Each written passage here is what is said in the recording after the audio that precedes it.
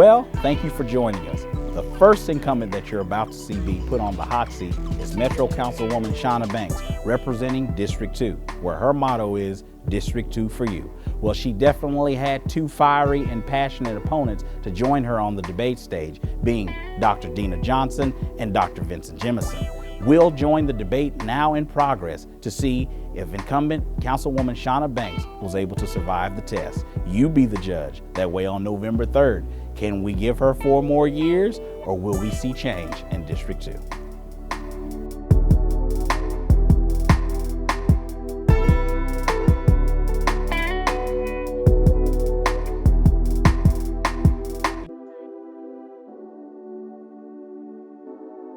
Thank you, candidates of District 2 for the EVR Metro Council, for taking time out of your busy schedule and, of course, taking a break from the campaign trail temporarily to join us today for this debate. I know that with less than a month to go, everything is being kicked into high gear, but without any further ado, let's go ahead and jump right into it. We'll start with Dr. Johnson with your opening statements. Okay, I would like to thank you first for giving us the opportunity to express our views to the public.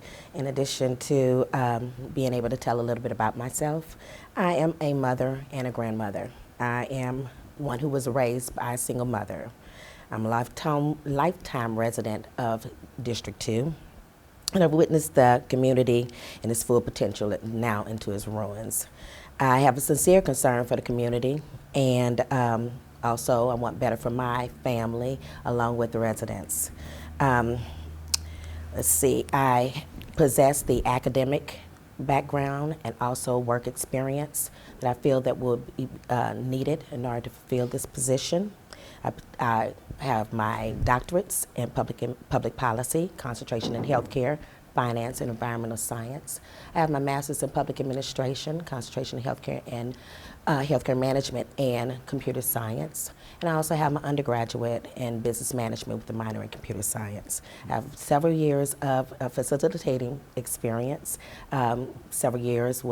many years of working with the federal, state, and local governments. Okay. And I'm a small business owner and also owner of a nonprofit organization called Journey of Life Services. Thank you, Dr. Johnson. Thank you. Councilwoman Banks. Hi, you doing, Braylon? Nice seeing you again. Nice to see you as I'm well. Councilwoman Shauna Banks of the Metro Council for District 2. I am entering my 3rd term as a councilwoman. It is absolutely an honor and a pleasure to serve my constituency of District 2. It has about 30,000 residents in the district, and it covers about 3 zip codes. Many of us joke that Scotlandville is the capital of District 2. I am a 3rd generation resident of Scotlandville. I have had a lifetime of passion and concern.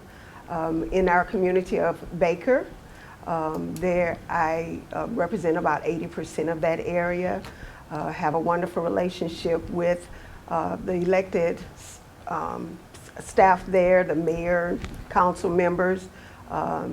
It's awesome to, of course, represent Scotlandville. And then as a result of the 2010 census, I gained everything north of Hooper to the Comeet River. All of the area is very diverse. The needs are not the same. And it has really given me a broad perspective on the legislative process at the local level, regardless of my educational emphasis.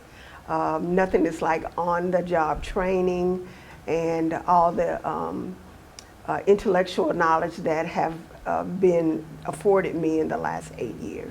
Thank you, Councilwoman. Mr. Jemison. Yes, my name is Dr. Jemison, Vincent Jemison, and I appreciate the opportunity to be here with you. I have learned how to answer that question, and one of the ways to answer that question is to just really share with people who you are. I am a very resourceful person and a good listener. That's who I am. When it comes to my professional background, I was the Assistant State Hazard Mitigation Officer for the Louisiana Office of Emergency Preparedness, which now is the Governor's Office of Homeland Security and Emergency Preparedness. I'm a female reservist. I served the military for 20 plus years as a logistics officer. dealing with budgets and logistics and soldiers and commanders and all that type of thing. So I feel I'm very prepared to take on this responsibility to be the council person for this district, simply because we need change. My experience, the positive aspect of my relationship with the people in the community is allowing me to be engaging and transparent and accountable when it comes to providing the next phase of positive growth for District 2. Thank you. Well, let's just dive right into it. Now, clearly we know that this global epidemic known as COVID-19 has definitely rocked all communities, and definitely East Baton Rouge Parish has had its fair share of problems. If elected or re-elected to the council seat, what would be your strategy and plan to get businesses booming once again in a current and post-COVID-19 environment? Councilwoman Banks, we'll start with you. Sure. As it relates to COVID-19, when I think about the impact, I like to start with the anchors of the district. And certainly Baton Rouge Zoo and all of the break facilities were closed in the area. There was not, fortunately, due to PPE money, there was not a tremendous loss. However, as it relates to the quality of life and people able to go out and visit and have those experiences, that is something that is priceless. With the Baton Rouge Airport, they lost a considerable amount of travel due to the COVID-19 and the pandemic.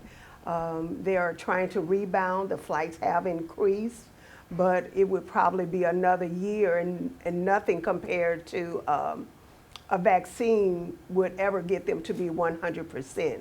However, there were enough sustainable projects through the FAA that were still ongoing to keep them moving. And with the rerouting of Plank Road, that's a major project that's in progress. And so actually the management had an opportunity to advance that project, though the commercial travel had slowed down. Though I don't represent Southern University, definitely anything that that affects Southern University affects our Scotlandville community. And with its closures, and they were already having such a hardship, and we were moving towards increasing the students there, but certainly that has helped. That is something that was not impacted economically. Thank you, Councilwoman. Well, you will let you finish your statement. Yeah, okay. And, there are projects that we had in Howell Place that still continue to grow, with the Ideal School being approved through planning and zoning, and also having the opportunity for the Howell Place building to have, 3 great tenants now, which will help you as well. So, when I think about that, that wasn't a problem. But certainly our community center, when we think about the residents and the loss of food and all those, not inability to get out, and we have our senior center, when all the other food banks in the area closed, I kept the George A. Newman Community Center food bank open. Okay. So, and we'll definitely highlight some more of those services later on in the day. Sure. Of course, we got to move on. Okay. Dr. Jemison. Oh, repeat the question, please. Yes. If elected to the Metro Council, what would be your plans as to try to help get Baton Rouge back on its feet during a present and post-COVID-19 environment? Right. Well, COVID-19 really devastated America, all right? We don't even know where it come from. If it came from a China lab, and we don't even know where it came from. And right now, they have so many entities trying to develop a vaccine for COVID-19 to try to curb some of the sicknesses that's like as a reflection of COVID-19. COVID-19 is so all over the place, all right? So when it comes to rejuvenating businesses, if an individual is concerned about promoting the zoo, the Baton Rouge Zoo is chickens, cows, horses, and donkeys over there. The Baton Rouge Zoo can take care of itself. Those animals don't vote. It's the people in the community. There's 34,000 people in District 2 that need proper leadership. And so the Baton Rouge Zoo they are so funded by themselves. They do a great job. So for me, for a person to say their legacy is the Baton Rouge Zoo, then without taking care of all the other districts all the communities in District 2, then I just think that the people need to wake up and realize what the leadership really looks like in District 2. Second of all, COVID-19, I would encourage people to actually wear their masks, whether Donald Trump is wearing his mask or not, and he's not promoting that he had COVID-19, supposedly, and then 3 days later he's out of hospital. We still want our people to be careful and be safe, okay? So to rejuvenate the community from COVID-19, the most powerful thing that the governor did back in 2016 was to release that ITEP program back to the council members instead of giving it to this board that was run by the state. ITEP is a program called Individual Tax Exemption Program. We have to be able to take advantage of that program because it was given to the local community. That program says that the East Baton Rouge Parish City Council can take advantage of being able to work with those entities to say whether they can actually have so much of their taxes not taken out. So in order for us to grow our community after COVID-19, we have to be able to go back in and take advantage of the organizations like, for example, Exxon. Exxon has a multi-billion-dollar company. They pay their taxes. Now, do those taxes come back to District 2? I don't think so. Looking at the 2019 audit findings, it's not coming back like talking about it. There's so much money being left on the table from the current leadership, it's unbelievable. Thank you, Dr. Jemison. So before we come to you, Dr. Johnson, Councilwoman Banks, did you have a rebuttal to what Dr. Jemison has just said, meaning that being that you are the current councilwoman of District 2, you're leaving money on the table, your legacy is only the zoo. How do you respond to Dr. Well, Jemison? you know, as I indicated, it's always obvious when people aren't aware or engaged in our community, not paying attention to what happened and how it happens. When, you know, though my legacy is far and broad, certainly it was an extreme plus for the Baton Rouge Zoo to remain at its current location. You were very much astute in that. The fact that right now, a matter of fact, today there was the kickoff of the $25 million to go into the first phase.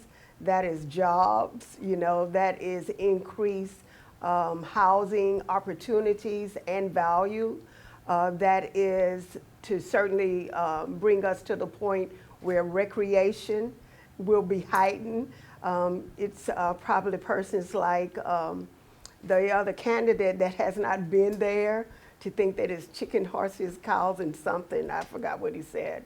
But I believe for the first time in the history of the entire East Baton Rouge Parish, all 4 of the city mayors got together in support of my interest in keeping a 50-year historic preservation to an area. I know a lot of times people don't realize how important it is when you've lost a lot to try to hold on to those things that would bring revenues. So it's just a lack of knowledge, a lack of understanding. The other question that you asked me was about. We'll probably have to come back to the other question because he just rebelled. Then we got to get to Dr. Johnson. The money on the table. Right. So again, a real quick response, maybe sure. 15 seconds. Again, it's a lack of knowledge and a lack of understanding. Our relationship with ExxonMobil is wonderful. They give us lots of money. They do not pay taxes. They are exempt from taxes. That's why throughout the parish, they boast about the millions of dollars that they give to our school system, to nonprofits, to just about every area. But if you don't know, you don't know. So I can't fault him for that. Let me follow with this. First of all, let me tell you something. Once again, the zoo, right? The zoo does not need East Baton Rouge Parish Council funding. Second of all, to say that there are 4 mayors, there's only 3 mayors, Central, Baker, and Zachary, and Baton Rouge, all right? There's 4 mayors, all right? So the bottom line is, we already in this area. The point I'm trying to make is, East Baton Rouge Parish, District 2, Exxon pays last year in 2018, it was $120 million that came to East Baton Rouge Parish, and $44 million went to West Baton Rouge. So District 2, for the last almost 2 terms and 2 terms before, let's say 4 terms, has not seen any progression. And it's obvious that things need to change. So the point I'm trying to make is when an individual says that they're moving forward and working with these organizations and doing things like that, there is a lack of community transparency and accountability when it comes to the funding. The funding is there. I'm gonna give an example. Hold on. When you talk about money being left on the table, in Allison, for example, there's $500,000. If you look at the annual budget, there's money for canal cleaning. You can dredge those canals because people's houses flood in those areas. So there's money left on the table simply because a lot of those canals and all those different areas, they drain and they flood so much. They don't drain properly. So yes, this council individual is leaving money on the table, and they are not knowledgeable on those areas. So I don't listen. I don't have to sit in that office to know what's going on. So that means to tell me that this individual is saying that the community people live in the community leaders don't know what's going on. So why aren't you telling people what's going on? Why aren't you being more transparent? So if they don't know what's going on, then you tell them. So why aren't you telling them? Okay, Dr. Jemison. Well, we're going to get to Dr. Johnson. Now, Dr. Johnson, so the original question was, of course, if elected to the Metro Council. And, of course, Councilwoman Banks will give you a chance to respond to Dr. Jemison. But the original question was, if you're elected to the Metro Council seat, District 2, what would you do to help lead Baton Rouge in this current and post-COVID-19 environment? Or you can harp on money being left on the table, lack of leadership. That's clearly been established. That's clearly established. There's money out there on the table. There's money that hadn't been sought for as far as grants, and more money could be brought in. It was a small limit of maybe about 11 grants throughout the district that had been approved for our area. Not the district, the city. That's not enough. I mean, the money is out there. It's all about being resourceful and applying for these grants so we can get more aid to assist us for housing and things of that nature. But going back to COVID, if anybody should know about COVID, it's me. I just lost my mother in August on the 19th because of COVID. So I know the seriousness of it. And as Mr. Vincent alluded, that is very important that we practice social distances and that we also practice wearing our masks. And, being in this current situation, personally, I know that there's a lot of needs in order for us to get through this and try to build back up what we had once had. Counseling is for the residents, I think, will be a high priority as far as financial counseling, bereavement, and also for support with landlord evictions. I think those are causing a lot of hardship on individuals. There are 33,144 people in our district, and there are 11,831 residential homes in our area. There's no PPEs that are given. Well, they had a little spur. I think that the community center did issue out PPEs. However, it ran out. And I spoke with some of the residents who were interested, had reached out to the community center asking if there were any more, and was told a blunt no with no follow-up on let me get back with you and see if I can find additional resources so that way I can see about where we can get it. But my thing is if in fact you ran out, and there's still people calling, that shows a need. So we'll definitely come back to that. So Councilwoman Banks, you definitely have a lot to respond to. I know, so you're going to have to give them to me one at a time. Okay, so, other than having your opponents restated. So, of course, Dr. Jemison has said, once again, he's reasserted that, once again, you are leaving money on the table, and the citizens don't know is because you're not disseminating information. Right. Dr. Johnson, of course, has also echoed that as well. So basically the three attacks: lack of leadership, lack of putting information, lack of initiative of getting the money that's out there. How do you respond to these three attacks? Well, again, they don't know anything. First of all, the way the plan of government works is that each council district has a budget, as well as the each community center. The community center is self-generated funds because in the last 4 years, we not only have we probably tripled the number of rentals, more than any other community center in our parish. The upgrades that we've made have just been something that hadn't been done in 40 years. So again, they don't know. We received we applied, because I am a grant writer as well. We applied for a $25,000 matching grant from Pepsi Kaboom. That is what funded the playground that we have at our community center. It was not there. The lighting, the signage, I received funding for that.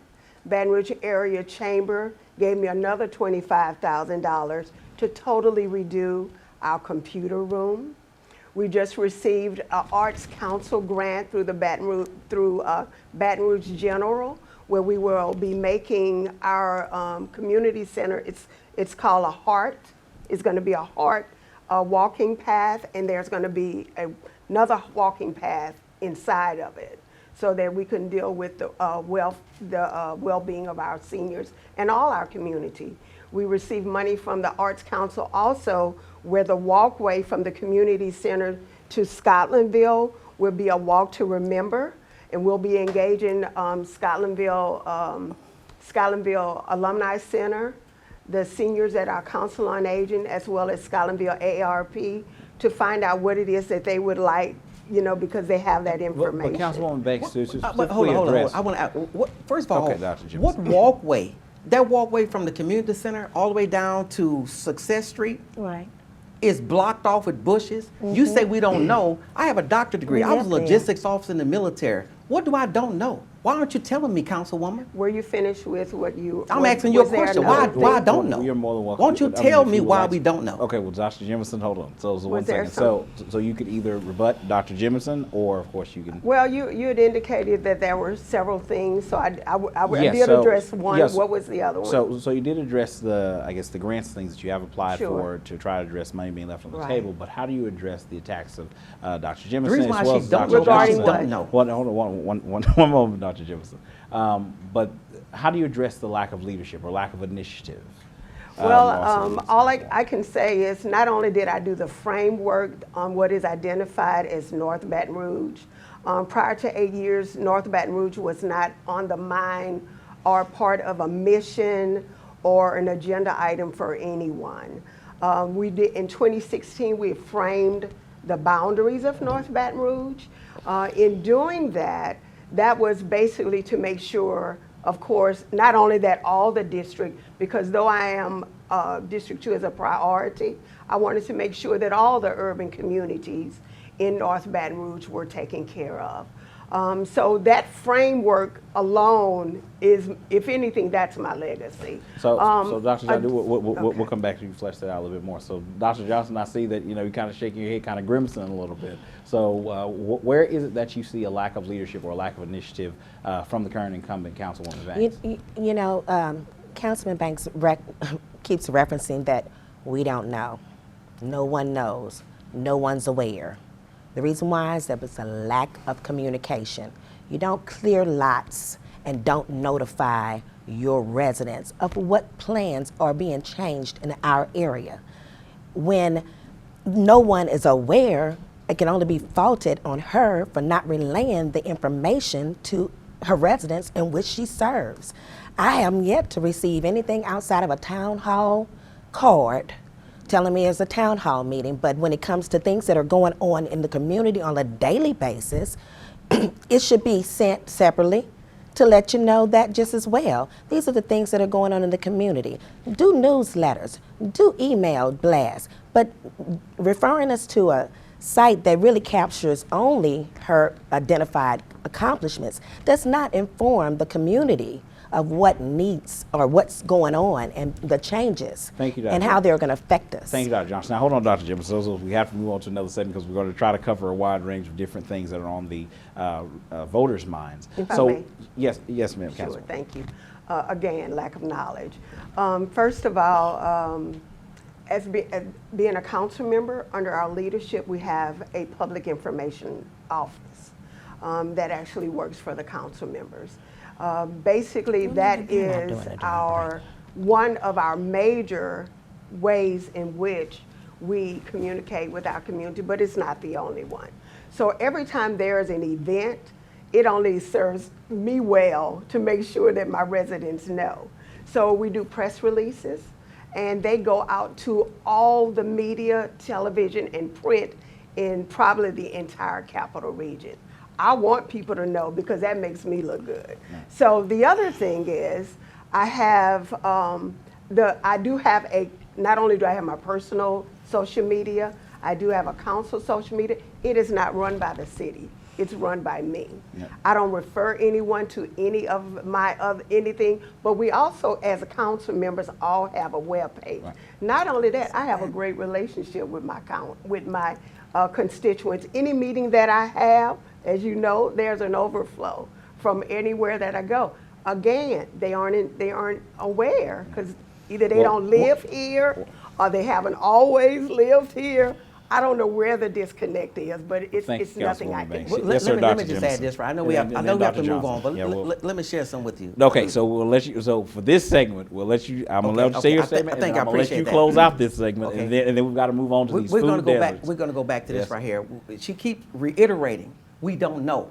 Well, if she's the councilwoman and she's in charge of District 2 with 34,000 people in that district, and we don't know, it's because she's not telling us. Listen. This is a job that's part-time job. It pays $1,000 a month. After taxes, it's about $874. She'll tell you how much it is. I don't know. Yeah, I don't know that because she didn't make it known. So this job requires you to be a self, not for self. You can't sit here and tell on this stage, they don't know what's going on. First of all, I can read the budget. I was a logistics officer in the military, so I can understand the budget. And if I don't understand it, I have an accountant that work with me to understand the budget. When it comes down to District 2, that community center, and firing all these individuals, first of all, I may not agree with everything Ulysses Addison did, but he left her with a surplus. He left her with a powerful role to step into. That's how come she won, because some of the things he did, he kind of slowed down. But before he left, he left her with a lot of great things in place. That's how come she was able to move quickly to do some positive things. But guess what? After a while, those positive things went down and the people were left out because, like she says, they don't know. So if we don't know, that means if we don't know, then everybody else doesn't know either. Exactly. Thank you, Dr. Jemison. Dr. Johnson, and then we'll move on to the next As far as segment. my knowledge base, one of my concentrations is in finance, so I don't have a problem reading the budget and comprehending it. But when I say I don't know or the residents don't know, it's because of a lack of leadership and communication. The open door policies are not really that open, And when the majority of your supposedly events are centered around yourself and not focusing more on the community, that tells you where her focus is. Her focus should be on the residents. We have, housing problems. 11,734 African Americans have more than one problem with housing. That should have been addressed. Now, you think back, this is 8 years that Ms. Councilman has been in the office.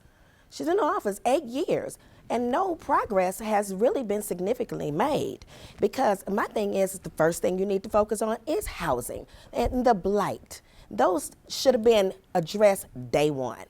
And still, 8 years later, with the possibility of 4 more years of this, no progress. Thank you, Dr. Johnson. So here's something that all of the voters definitely want to know. Who will be able to bring an oasis to the food deserts, meaning grocery stores? And not only that, if elected to the council or re-elected to the council, when will we be able to start seeing more grocery stores so that people in District 2 will be able to have access to nice food, but also be able to provide the transportation to ensure that they can get there? And I believe you had, so Councilwoman Banks, it's on you. Okay. So again, as it relates to a grocery store, there are several dynamics that are very much important. And one of them has to do with rooftops. And so prior to me being on the council, the entire project of bringing a grocery store to District 2, we're actually Scotlandville. So Scotlandville has the largest food desert. And remember, everything is not the same in every part of District 2. So Scotlandville has the largest food desert of the entire parish. So certainly my focus, beginning back in, I think 2011, when we were getting the CATS tax, before I was a council member, I began working with Together Baton Rouge. And our initiative was to address the food deserts. So in working with them, we began to have food giveaways at St. Michael Baptist Church every Saturday for 2 years, just to bring attention to the need in that area. From that, Together Baton Rouge went on, and I think this was at the end of Mayor Holden's, I assisted in making sure we approved a healthy food initiative. That wasn't funded under Mayor Holden, but we did get it funded under Mayor Broome. Myself and several of my colleagues, Mayor Broome and Together Baton Rouge, went to New Orleans. This was about 3 years ago. And they have what's called a Hope Credit Union. This Hope Credit Union, after Katrina, was very much successful in recruiting grocery stores to North Baton Rouge, specifically like Rouse's and all that. So we have now, as a council, approved this same initiative to help and recruit a grocery store. Of course, the pandemic put everything off. But in my working with them, you know, they can't specifically say where it is, but I'm putting everything in it that is in Howell Place. Thank you, Councilwoman. Because I think it would be the ideal location. Yes, and we will continue to flesh out this topic as well, because of course I want you to be able to address the transportation issue, to be able to get to it as well. Absolutely. Dr. Jemison. When it comes to developing a grocery store in this area, Together Baton Rouge has raised almost $1.4 million. They talked about it on one of the forums that they had, something like around that figure. Mm-hmm. For the last 8 years, okay, we dealt with ITIP. In 2016, the last 8 years, nothing has been done. Howell Place, the place right here on Plank Road and Hooper Road, whatever you can find a space, we had leadership that was not visible and transparent and accountable to the people. So to sit here and tell you in front of this audience that that somebody was giving out food, we're not talking about giving out food. We're talking about a simple policy. But you cannot develop a policy if you're confrontational, nobody can speak to you, you're an individual island, and you operating out of a vacuum where nobody can communicate with you. And once again, we suffering because of a lack of knowledge, because you're not telling us how in the world we're going to actually grow. We can't grow. So to get back involved with this grocery store item right here, it can be done, and it will be done on my watch. Right. Simply because you have to develop the coalition of people on the ground from a military perspective. They are there. The organizations that are craving to bring in money to this area. Mm-hmm. So for the last 8 years, where our leadership has been, sleeping. This is a part-time job. You go home, go to work, and that's it. But there are people who are relying on this leadership, and it failed the people. I come to tell you and the people in the listening audience that it can be done. The Council of Baton Rouge will work with District 2. First of all, let me say this to you. ITIP is very important. Exxon was supported. Southern Scrap was supported. Sid Gotro's office was supported. The airport was supported. Mm-hmm. There's so much money being left on the table once again, and it's not been tapped into because people just don't care. And the people in the district, the community, the leaders, and the people that raise their children in here, they want something done. And guess what? It's not being done. Thank you, Dr. Jemison. Dr. Johnson. Absolutely, I concur with Dr. Jemison. We've been without a grocery store like before she was put in office. I mean, we knew that we were a desert, a lack of groceries, and even pharmacies and fruit stands. They shut down those in District Area 6, so we really don't have much to do now. She might live closer to the Walmarts, and it may not be an inconvenience for her, but during the Together Baton Rouge forum that we attended last, there was a young lady that came on and gave a testimony of how it takes $14 for her a one-way Uber because she didn't have transportation. And then not only that, but having to return and pay that expense. That's $28 that could have been used toward the purchase of her groceries. But yet, because of the lack of groceries in our area, it's okay, we got 2, but if you look in other areas, they're saturated with more grocery stores. We are lacking, and then that only results us to have to eat at a dollar store general, because which is processed food. It's unhealthy. If you're promoting healthiness, that's what you should be striving for. And not only that, but as far as the businesses coming in, particularly grocery stores, it's possible, as she said, but why has it been 8 years? Now all of a sudden, when it's election time, you want to talk about what you're going to do for the next 4. That should have been on the priority list, like number 1, getting your people healthy here. And then not only that, but then the opportunity of creating jobs that could have helped our residents. So. Thank you, Dr. Johnson. So, of course, you all have kind of laid out your vision on what the district would look like in regards to trying to bring an oasis to the food desert. But one of the main problems that we definitely have here in Baton Rouge is a lack of I'll put it this way, an efficient mass transit system. Yes. We, as they say, if you build it, they will come. But how do they get there?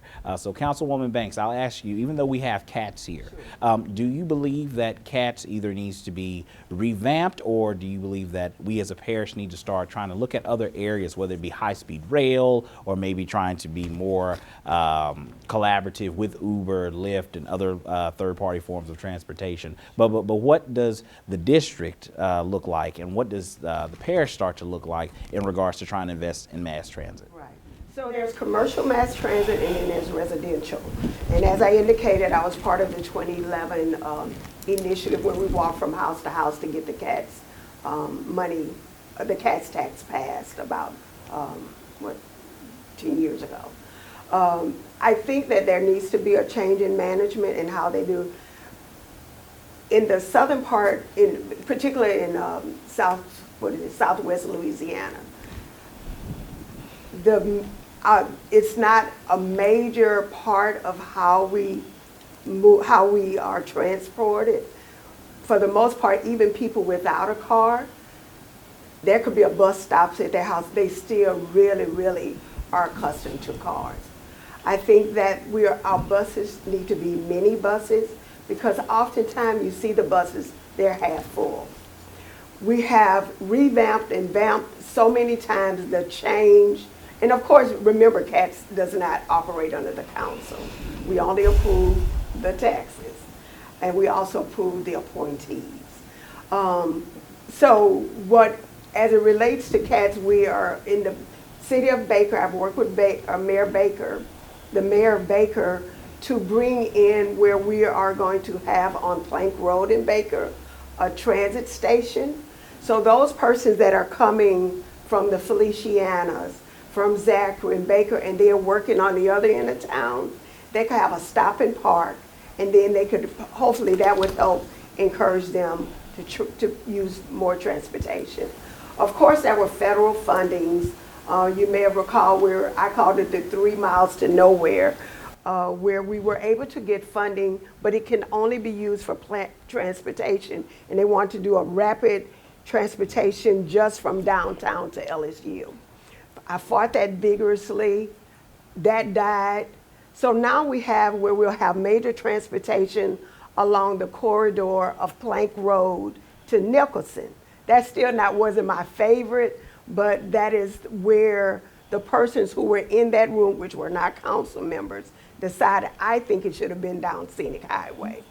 We've gotten approved for bicycles because many of the students at Southern University decided that they wanted bikes, so we installed bike along the university and along some of the other areas downtown.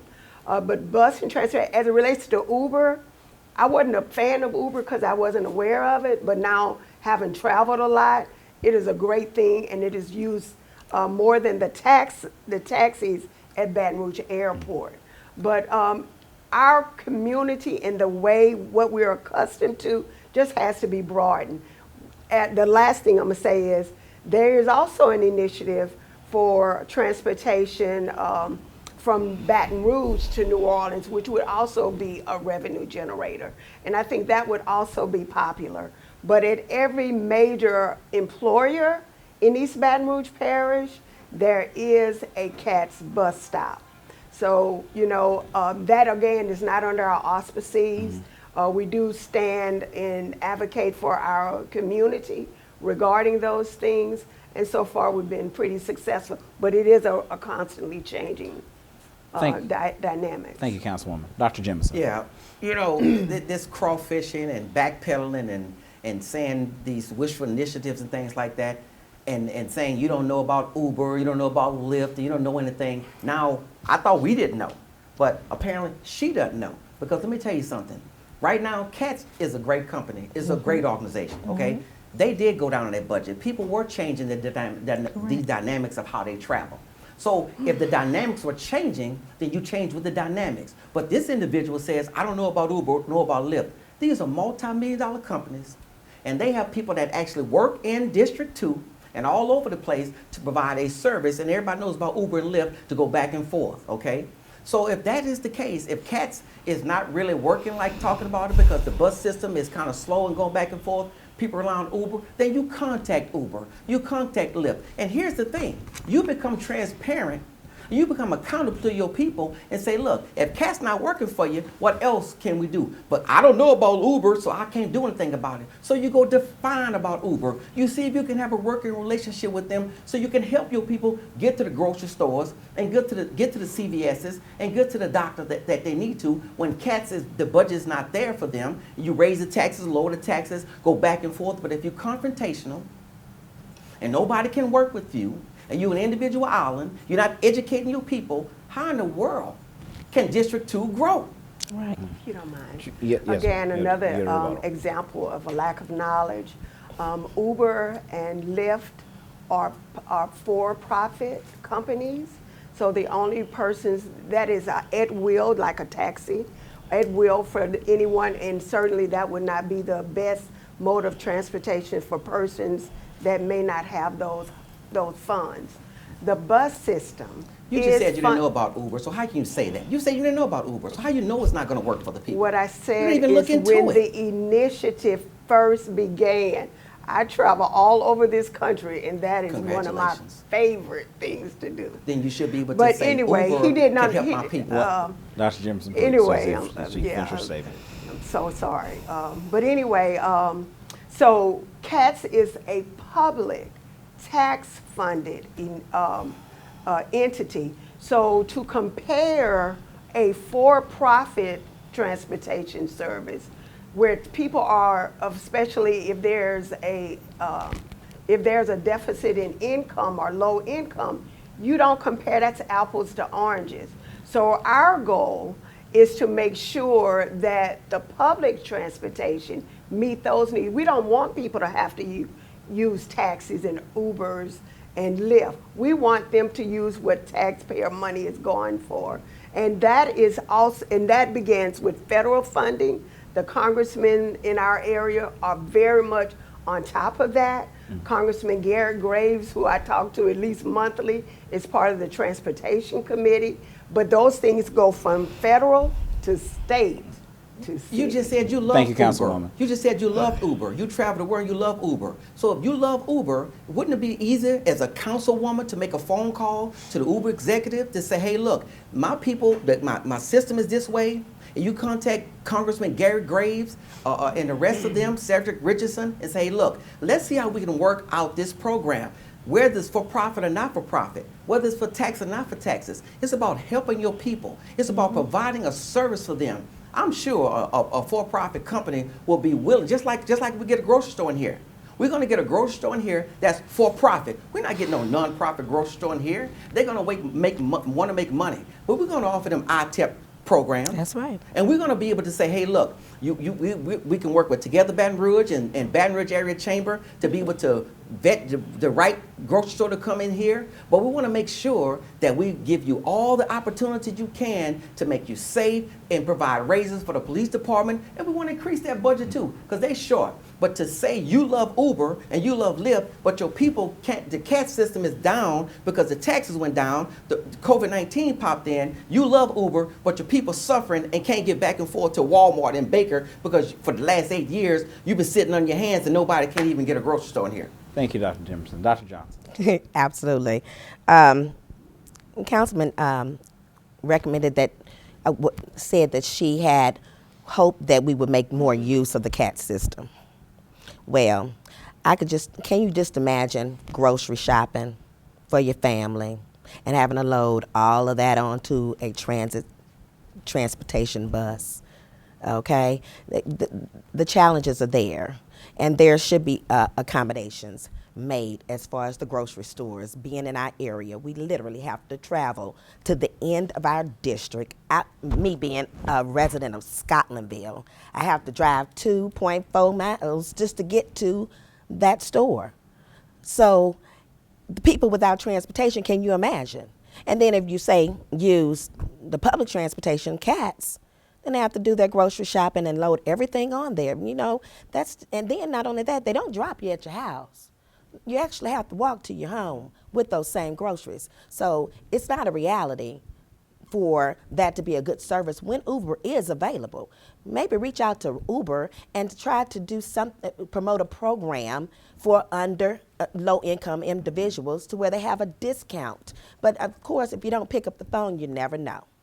Not only that, though, but she was saying about bus stops with the transportation. Well, they have bus signs at stops, but along the Harding Boulevard, no. I personally witnessed a woman with her child sitting on the grass waiting on a bus. Unacceptable.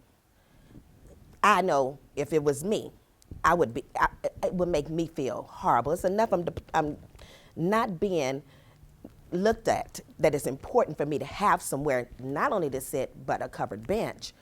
And I don't know whether or not, you know, the housing organization, association has an issue with the bus stops, but it's not about the housing organization when it comes down to your residents. They have the right to have somewhere to sit instead of having to sit on the ground with their children and wait. Thank you, Dr. Johnson. So last topic before we go to closing statements, and that is crime. It was reported that as of October 3rd, Baton Rouge has now experienced, we're up to 83 homicides, and that if the trend continues, it's on pace to break the 2017 record of 106 homicides. If elected or re-elected to the council, what would you try to put into place to where we can try to quell this pattern of violence that exists in our community? Dr. Johnson, I'll let you start off with this question. I'm looking for my notes, but basically, you know, I've already looked into that as a you know, a way of preparation, if in fact elected. I've reached out to Chief Murphy Paul, and I had asked him about the policies, and I'm in the process of reviewing those policies for reform, police reform, looking at the deactivation techniques and training, the records tracking of the behaviors of the police officers, and there's a lot of funding out there also. So a way to engage with the community, using that funding to engage with the community, it's not being used. It's on the table. They're not using it effectively like they should. I haven't seen where the police officers are starting to engage more with kids. Do we even have like different activities to where they pretty much try to get to know the community a lot better? There's not enough lighting in our areas. There's not enough, I would say, community cameras. There's not enough community policing that should be done. And crime in Scotlandville particularly, but District 2, is at its highest. I can tell you the numbers. I mean, you got rapes. Let me see if I can get these numbers right quick, because I'd like to share them. Okay, you have homicides, 9 homicides just in 217, and of course the 19s have just been published. 20 rapes, 229 robberies, 257 aggravated assaults, 980 burglaries, 2,805 larcenies, and 284 auto thefts. 40 of those arsons also. So in order for us to reduce the crime, we need to engage with the police officers to try to remove the stigma of the us versus them, because we're in this together. When they take the badge off, they're one of us. So my thing is that we should have more relations, have police that are placed in living in our areas and not just visiting our areas. To work with the diversity and people based on racial issues that we have and the stereotypes. So with that being said, let me make sure, also community and youth programs. We had some youth programs. We had athletic programs. They've taken down all of the, you know what you took, the trophies from past, residents who actively participated in our programs. The JTPA program has been dismantled, and that works with helping the kids with developing work ethics, learning financial things in that matter. And then we were saying about passing out food to the residents. That's a good thing, but more is needed. Back to the grocery stores. Yes, ma'am. Well, thank you so much, Dr. Johnson. Well, Councilwoman Banks, either you can rebut what Dr. Johnson said I know about... I sound like a broken record. But they don't know. I know I sound like a broken record. Again, lack of knowledge. Yeah. First of all, as it relates to Baton Rouge Police Department, they have several youth programs. Sergeant Bilford is over them. They can Google him. We also have in our community, we're the 4th district, which is the precinct in our district. Basically will come out, they have built fences along with the community. They've done beautification projects, anything that I've asked them to do, and worked with the nonprofits. You ask any nonprofit associated with our community that have had an event, and the 4th district has worked. It is a fact that the numbers of employees is down. During this campaign season where I am supporting our current mayor, and many of her, of the persons in that race, want to discredit Chief Murphy. I try not to make it look where they blame him. But certainly he has had to fight to change the entire culture. And when they have been able, in the union, been able to do things their way so long, then they leave.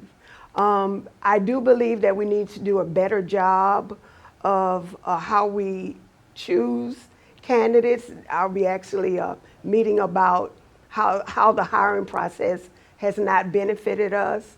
I have put in agenda items for residency requirements. A lot of times, because again, they don't know, it takes 7 out of 12 to approve many of the things. More importantly, a lot of the ideas that I've heard today, you don't have to be an elected official to do. You don't have to be an elected official to get more benches. You don't have to be an elected official to call 1-800-ENERGY to get more lights in your community. None of that requires being an elected official. Okay. So if you have a nonprofit, or you have a business, or you have skills on communication and not working in a bubble, all of these people are available to them. In this community, it is so important, and one of the things that I really appreciate is the fact that anything anybody wants to know on how government works, my email is loaded daily, where I, not only when I hear, I don't just tell them, oh, I'm gonna make a call.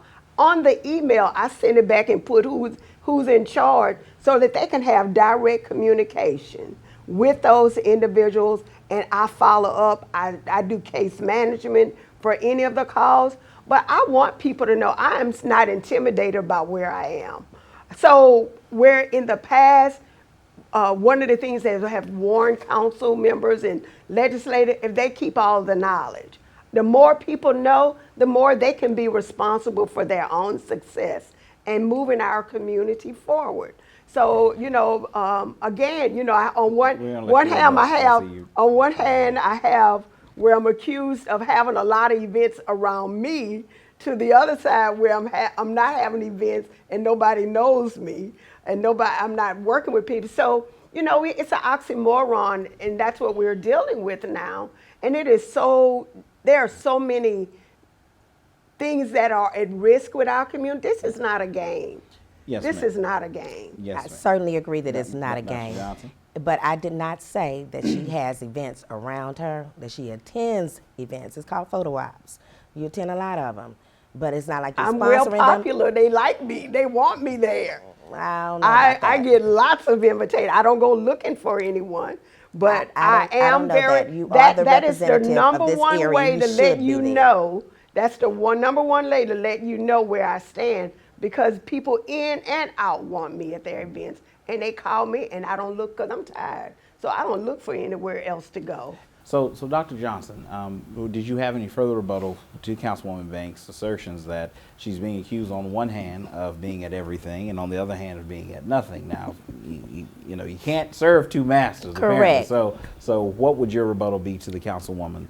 Community events within the district, within our District 2, that would be an increase. Outside of, even though people that invite you to other events, it shows that these are not hosted events, these are attended events.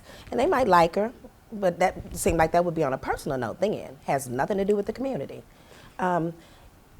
We have the event that you have for Christmas, I get that notice in the mail, but any other opportune events we're not really aware of because of the lack of knowledge or the lack of information that's being transferred to the community. Thank you, Dr. Johnson.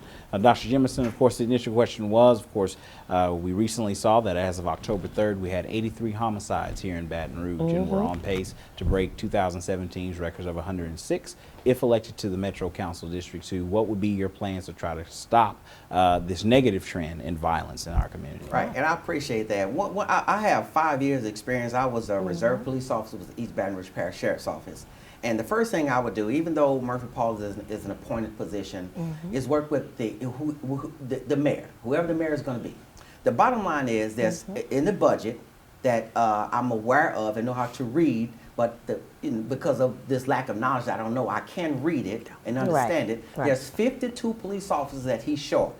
The Baton Rouge Police Department since 2015, I'm gonna tell her, I'm gonna give her kudos. Sharon Weston Broom has done a great job 2015, 16, and 17 through her leadership and the budget she gave to Chief Paul.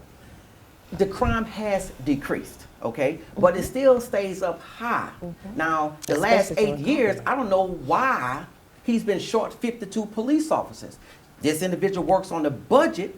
Why we can't even strive, because 70807, 70806, these are the areas. These are two main areas that are high crime areas. The nightlife in Scotlandville is outrageous, okay? Prostitution, drugs, and all this type of things like that needs to be curbed. We have, on Rosemont, we got the Sheriff's Office. Sid Gotro's Sheriff's Office is phenomenal. The District 4 commander, they do a great job. They do what they're supposed to do, but he needs so much more money. The police officers need a raise. They need support. They need guidance. They need to make sure that they have the right training so we won't have another Alton Sterling situation. So to curb crime, we have to get funding to deal with education, to work with our students that's 14 to 24 that have failed 2 or more classes and they still in that cycle. And we have to offer GED programs and education programs. We need to support that summer school program. There's money being left on the table, but I'm being told we don't know. We don't know. Well, how in the world are the people are going to survive in District 2, all of District 2, not just Scotlandville, but all of District 2 if they don't know? This individual loves Uber, but she don't want to present that to her people. We don't know what's going on. She don't want to tell us. We're not being transparent and accountable. There has to be a change of leadership. There has to be a change of leadership. There has to be a change of leadership, and it starts today. Yes, Councilwoman. Again, another incident of a lack of knowledge. East Baton Rouge Parish is a separate entity to both the East Baton Rouge Parish school system and the City of Baker school system. When we deal with when we deal with our students, that is a whole nother entity. Our job is to provide opportunities once they have gotten to the place where they are able to be in the working community. When we talk, JTPA has not gone away. JTPA has not gone away. It has been reframed into workforce development. In East Baton Rouge Parish, on the Metro Council, it is now called Employ BR. We also have a program that is federally funded that specifically deals with 16 to 24-year-olds that have dropped out at least 2 years, in which we re-engage them with not only, there's no such thing again as a GED, it's called a HiSET. So they get HiSET training that leads them immediately to a training program. We actually at the community center hire these students so that they can learn, get those kind of skills in place. We also rehire seniors through the capital area aging services. So we are working on both ends of the spectrum. All these fine talking points right here that she's mentioning right now, I didn't interrupt nobody anyone. in the community knows I anything didn't about that. interrupt Exactly. anyone. Nobody knows about I that. didn't interrupt anyone. Right. If you want, if anyone, I have an email address, I have a phone number, I have an entire full-time staff. If either one of these people, even before or after, would like to meet with me, if they would like to be a part of my advisory board at the George A. Newman Community Center that I have, if they would like to be part of my MBR Now, which is responsible for bringing economic development, housing, health care, and you know these initiatives for the last 4 years, I welcome them that. And not to mention that, when we talk about, I believe in empowering people in their collaboration. You don't have to run for office to do all these things. I didn't run for office because I was impressed by an elected official. I did not, there's no elected official that I followed their path. I made paths to be followed. It was because of volunteerism that I became an elected official. Thank you. And one last thing. Okay, Councilwoman. As not only a third generation Scotlandville, I have a grown son that I raised in Scotlandville. I have a daughter-in-law and 2 grandchildren that live in District 2 in Baker.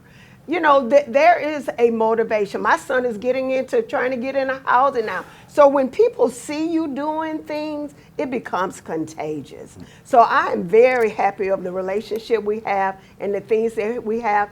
And that is what is so important, because I realize people are drawn to this area because of my leadership. And we have things that are on the table. And so when I say it's not a game, they don't know what all is going on, because in our community, if you announce before, somebody will try to stop it. So we have to kind of almost wait till it's done before we could do those ribbon Thank you, cuttings. Councilwoman Banks. Dr. Jemison, then Dr. Johnson, and then we'll lead in the closing, closing statements. The bottom line is this right here. These fine-sounding arguments, these fine-sounding points right now that maybe have been studied over the last couple of days before we got to this meeting right here, none of that. Because I'm going to be feet on the ground to deal with the people. When I go to talk to Brenda Tate, when I go in Feliciana, when I go talk to Miss Wackett in Feliciana, when I go talk to the people on Laban Lane, in Parkwood Terrace, and Allison, and the people in Scotlandville, and Beechwood, they don't want me to tell you on this advertisement, oh, you can call me when you want to, or email me. No, know what they told me? When you get elected, we want to see you back at my house. We want to see you more. But this individual is saying, hey, look, you can call me, email me. That's not good enough. This is a we were a poor community. Over the last 8 years, we've gotten poor. People have left. Things are not growing at all. You can ride down through the areas, but I'm very excited for the people. You know why? Because they sustained without the proper leadership. They sustained in Allison. They sustained in Greenwood Estates. They sustained in Beechwood. They sustained themselves. And they deserve all the kudos that they have done, everything they can. And yes, District 2 does encompass some parts of Baker. So I will work with Chief Dunn, who lives in the district, okay? I met with him. He's a great guy. All these people are great people.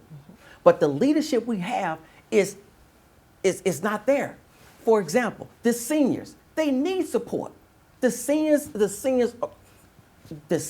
need support. Right. They have about 22 organizations. The Council on Aging, they do a great job. But guess what? Our leadership here is absent. You can call me, you can do this and do that. You can call me, but I'm going to talk to you. I'm going to make myself available. Yes, the calls are probably going to come 90 miles an hour, but if you're doing your job and you respect the people that's there, you don't have to be so distant from your people. Be engaging. And when it comes down to dealing with the police department, back to that question again, when in February 2020, in October 2020, Councilman Gary Graves gave $150,000 to the city of Baton Rouge to reduce crime. That was a great thing he did. Okay, now that program requires engaging in the community, developing policies, and response strategies. Did our council member call you and tell you that we got this grant and we're going to work with the sheriff's office and we're going to work with City of Baton Rouge? You know why? We don't know according to her criteria. She keeps reiterating that. We don't know.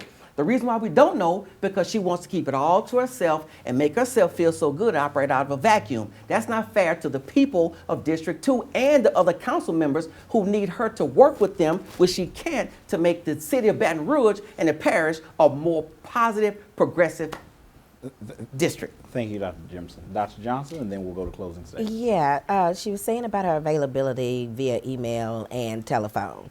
You just kind of got to have a realistic thing about that. This is low income area. Not everybody has a phone. Not everybody has internet, yet alone an email. That's just not the effective way that you're supposed to communicate with your residents. There are ways that you can communicate with them, like mailing. You can't miss them there, okay? And not only that, those conferences, I'm yet to see one outside of, what was that, she said that she puts on the conference and lets everyone know about what's going on. I haven't seen that. Information's supposed to be on social media. You're missing people there. That's the ideal, is that you have to think not just everyone is involved in technology, especially the elderly. They're more challenged than anyone. And those ones that you need to cater to more. And not all of them come to the community center for the Council on Aging programs. Mm-hmm. So you have to reach out to your community.